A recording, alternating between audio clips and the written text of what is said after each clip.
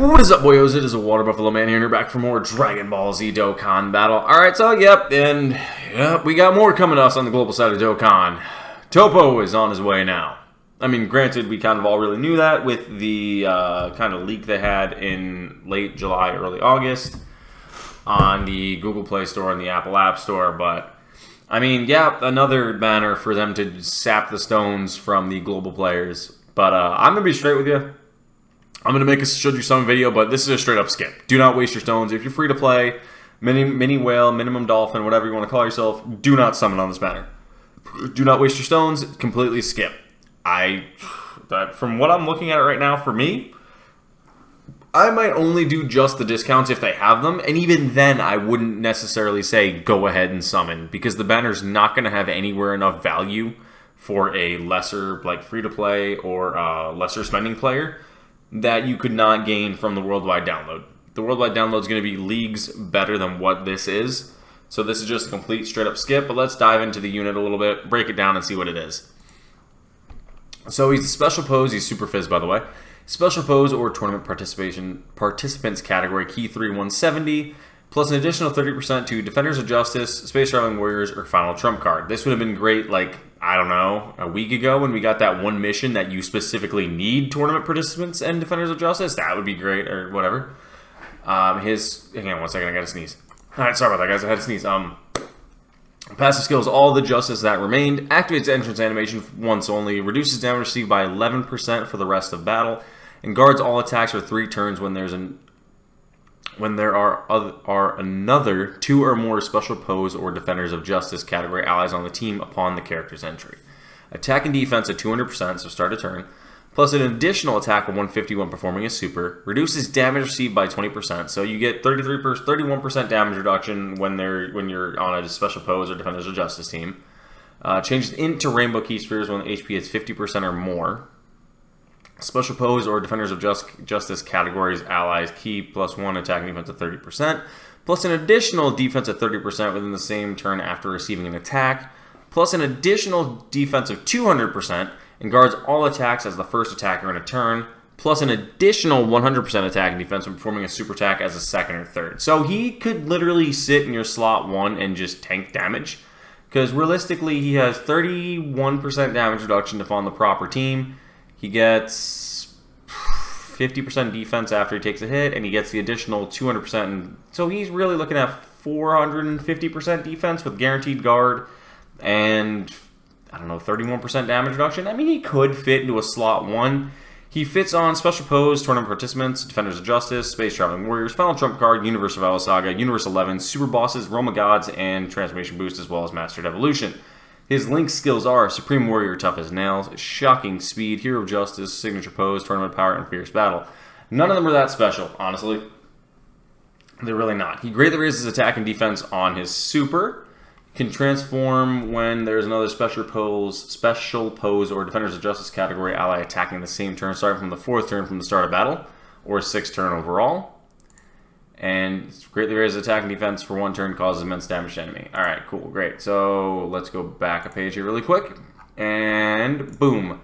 God of Destruction mode, TOPPO. He becomes literally just a God of Destruction, TOPPO. Nothing changes other than his passive skill, his super attack, and his active skill do change. His passive skill now becomes Determination to Abandon Justice. Key 3, attack and defense of 300% start a turn, plus an additional attack of 250% when attacking, plus an additional defense of 100% when receiving an attack, changes int key spheres to rainbow key spheres, guards all attacks.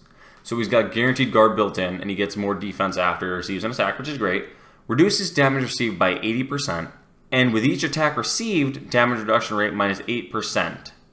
Down to a maximum of 60%. So what that means is every time he gets hit, yes, he does get that 100% defense, but he loses 8% damage reduction.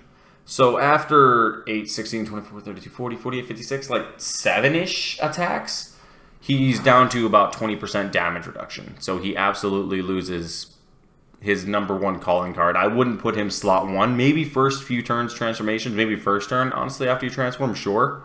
Because you get that defense 100, you get the damage reduction of 80% right off the rip. He's probably best set for there. He nullifies Ki Blast super attacks directed at the character for 1 turn, starting from the character's entry turn, and starting from the character's next attacking turn, high chance to nullify. So he's got guaranteed super attack counters for Ki Blasts for 1 turn. Then he has a high chance, which is 50%, to do that from that turn on. He gains solid support and godly power as link skills.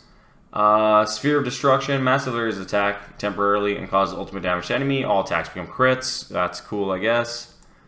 And massively raises attack and raises defense for 1 turn. Causes immense damage to enemy. I mean, it's not terrible. Statistically, he doesn't look bad. His defense looks kind of low. But again, he does have that insane defense, guaranteed guard in his base form, and the 31% damage reduction. So, I mean, that's kind of great. And if you equip that with an item if you need be, I mean, a 40% item on top of that, it gives him 71% damage reduction. That's cool and all. Here's his side banner unit, the Super Tech Toon Rami. He's a Defenders of Justice Key 3 and 130, I think. Yep. Raises attack, and greatly raises defense for 1 turn, causes supreme damage to enemy. And his passive skill is the true power of the robot suit. Key 3, attack and defense of 300%. Changes STR to AGL key spheres at the start of turn, plus additional defense of 30% per AGL key sphere obtained, up to 300%. So you give him 10, he'll get 300% on top of that. Launches 2 additional attacks, each of which has a high chance of becoming a super attack, so 50% chance. High chance of evading enemy's attack, including the super attack on the 1st, 3rd, 5th, 7th, and 9th turns from the character's entry turn. That's a little odd. Changes AGL key spheres to STR key spheres at the start of turn. What? So they're inverted? Alright, plus additional attack of 30% per STR key spheres obtained, up to 30%. Up to 300%, I'm sorry. Great chance of launching an additional super, and great chance of forming a critical hit on the 2nd, 4th, 6th, 8th, and 10th turn. Yeah. Toon Rami's abilities here is kind of weird. Plus additional attack of 33% when performing a super attack and defense. I'm sorry. Change the AGL and STR key spheres to tech key spheres. Plus additional 30% attack and defense per tech key sphere obtained starting from the 7th turn from the start of battle. I mean, it's a little weird. I'll use them. Do I care for them? Not too much. Link's skills are Speedy Retribution, Shocking Speed, Hero Justice, Signature Pose, Tournament of Power, and Fierce Battle. He has 6 key links. What? Only gave him 6? I mean, alright. Defenders of Justice, Universal Spell, Saga, Special Pose, Tournament Participants, Transformation Boost, and Accelerated Battle. Greatly raises attack and greatly raises defense for 1 turn, causes supreme damage to enemy, and seals the super attack. I mean, this kind of unit is not great. Honestly. Kind of mid. Yeah, he's definitely not something you want to waste your time going for extra-wise. But let's take a look at his animations. I have them set here to play.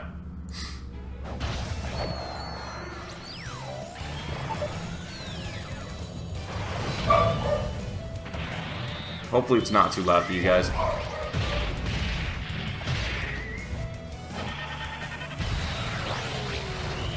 And of course I start recording and someone has to weed whack outside of the house. I'm the leader of Universe 11's most elite combat unit. Skeleton Handsome Night Troopers. I am the warrior of freedom. Top! His name is Snowboard on top.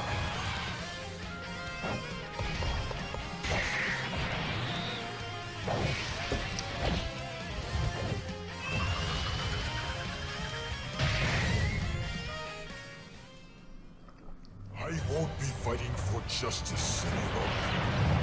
That side of me is through.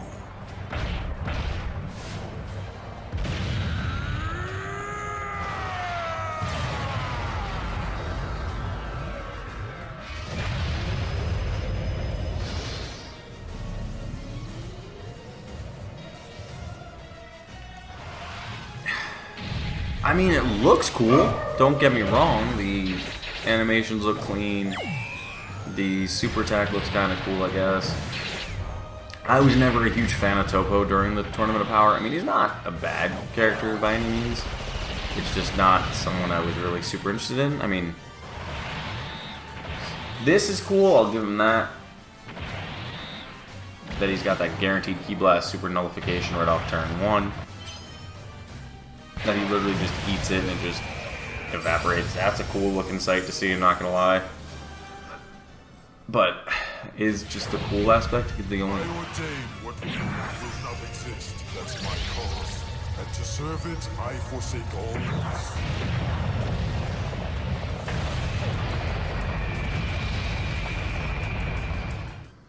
Yeah, I mean, is that special really just that little bit of fanciness off TOPPO? I honestly don't deem it as that special, but I mean, hey, we know we're getting TOPPO now. We have a couple different things coming. We have, I think, 2 or 3 SBRs, new Ultimate Clash, and I think a couple different things coming. But I mean, quite a bit of stones for you guys to get right there. We're going to get some sort of an easy A at some point there, hopefully.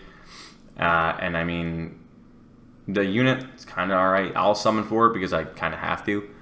But other than that, I really don't want any of you guys wasting your stones on this banner for this unit. But I'll do a should you summon here once we find out the exact date, which we'll know tonight. I think there's a data download. We'll be able to get more details on when he drops. But thank you guys for watching, and I will see you guys next time for more Dragon Ball Z Dokkan Battle. See you guys then.